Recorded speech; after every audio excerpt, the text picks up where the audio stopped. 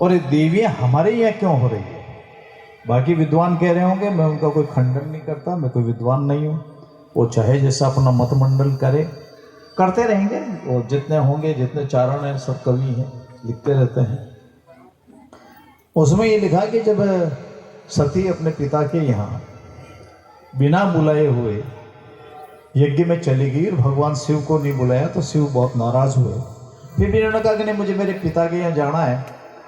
तो सती वहाँ चली गई और वहाँ शिव जी का जो अपमान हुआ, बाकी सब देवताओं के नाम पर वहाँ दुदुम्बी बजी, वहाँ सब प्रकार की घोष हुए, पर भगवान शिव के नाम पर कुछ नहीं हुआ। पर भगवान शिव ने चारणों को गण के रूप में सती के साथ में वहाँ राजा दक्ष के यहाँ भेजा था। पर चारणों से रहा नहीं गया और उन्होंने भगवान शिव की दुंदुभी बजा दी। अब जितना भगवान शिव का वहाँ अपमान होना था अपने ससुराल के अंदर, आप भी जानते हो कई कई गांवों के ससुराल तो आपका भी होगा कहीं ना कहीं, कई बार होता रहता है। मैं तो ससुराल में एक बार गया, मुझे वहाँ पूछ लिया आप कैसे आए हो, अब मैं क्या जवाब देता। मतलब मैंने बता दिया मैं टेला का रहने वाला हूँ, गोटन पे हूँ, शिव मुझे जाना है, मेरा ससुराल है। पर मुझे पूछा अच्छा शिव क्यों जा रहे हो? अब आप मुझे बताइए कि मैं 11वीं 12वीं में पढ़ता था, क्या उत्तर देता? ऐसे के ऐसे सवाल पूछे, उससे नाराज हो गए।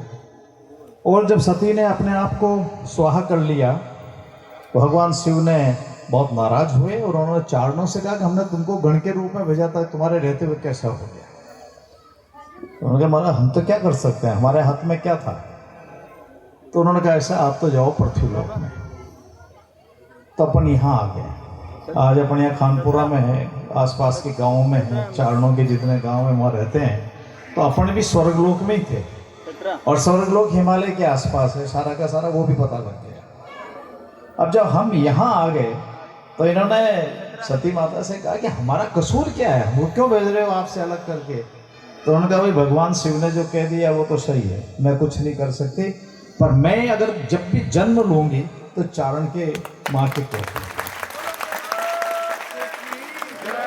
ये कहने के लिए कोई कुछ भी कहता रहे, ये ईश्वर की कृपा है, माता जी की कृपा है, भगवान शिव और सती की कृपा है कि हम जितने वहाँ स्वर्गलोक में रह गए।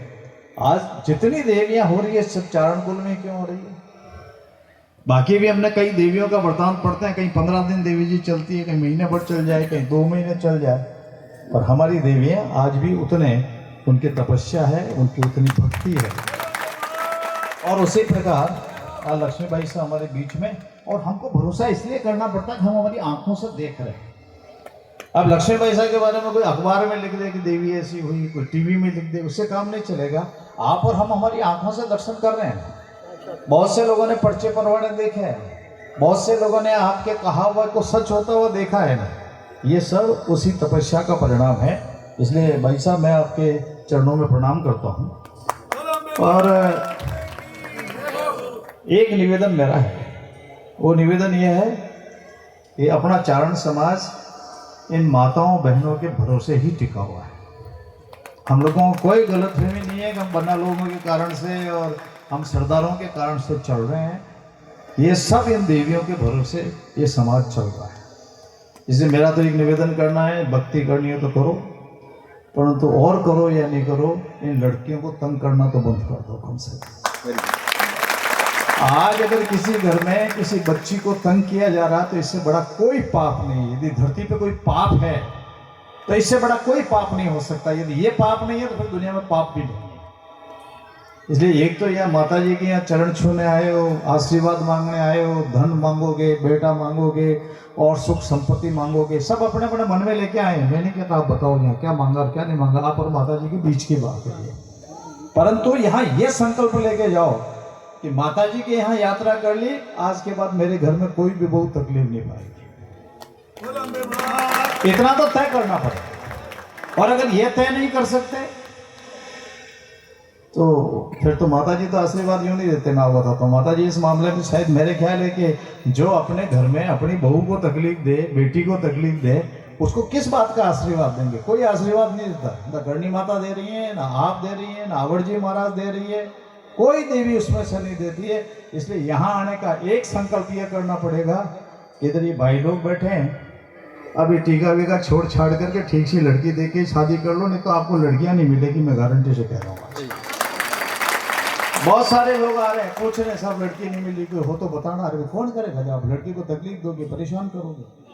जब यहाँ आकर देवियों के वर्णन की बात करते हैं ना, तो ये देवियां सामने बैठी हुई, देवियों का स्वरूप यही है। और इनमें से कोई देवी हैं, इनके घर में होगी, इनकी कौख से देवी होगी, ये अच्छी और पवित्र होगी तो हमारा घर पवित्र होगा। और अगर इनमें कोई कमी रही और इनमें तकलीफ हुई और इनके मन से यदि कोई आह निकल गई तो हमारा भल्लान 3 त्रिलोकी का नाथ कर ही नहीं सकते। राम जी क्या करेंगे? अगर जिनको, जो हमारी माँ है, हमारी बहन है, अगर वो ठीक से नहीं है, तो एक तो मेरा निवेदन करना ये था कि आज जब हम माता जी के शरणों में बैठे हैं, आपके सानिध्य में जन्मदिन बना रहे हैं, तो इतनी बात खानपुरा से तय करके जाए।